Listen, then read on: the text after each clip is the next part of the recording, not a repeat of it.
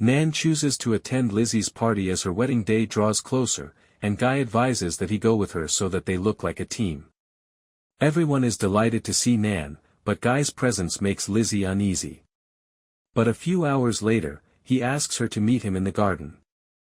Lizzy first decides against it and gives Hector her whole attention.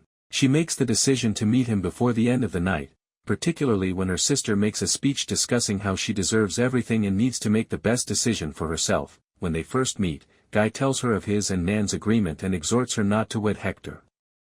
However, Lizzy notes that their affair would still be illicit because they would still be married even after the separation.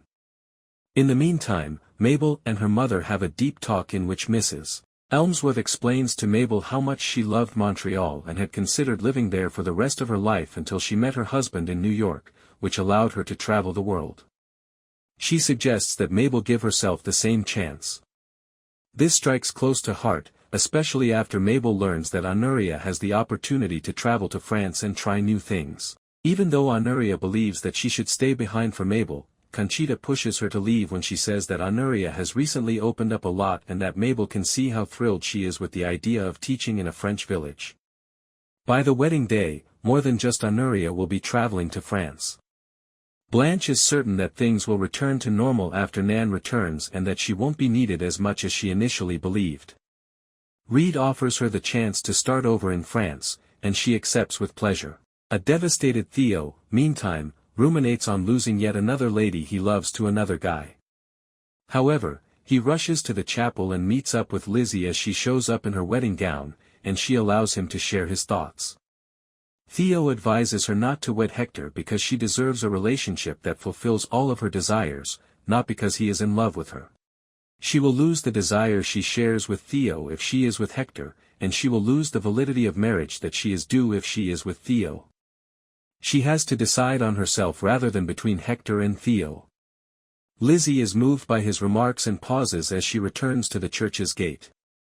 The expression on Lizzy's face makes it obvious that all of her reservations about marrying Hector have now reached a peak, even as her friends gaze at her inquisitively. She didn't feel like marrying Hector because she was with Theo. She was drawn to Theo since she didn't want to wed Hector. Lizzy's decision becomes evident when she realizes that she would still be miserable with Hector even if she had feelings for Theo because she doesn't love him. It would be incorrect to infer that she won't proceed with the wedding after all, even though the episode ends on a shaky note. This is especially true given that she has previously given two examples, Ginny and Nan, of how getting married to the wrong man can wreck one's life. In the 5th episode of The Buccaneers, on Apple TV+, love triangles become increasingly complex.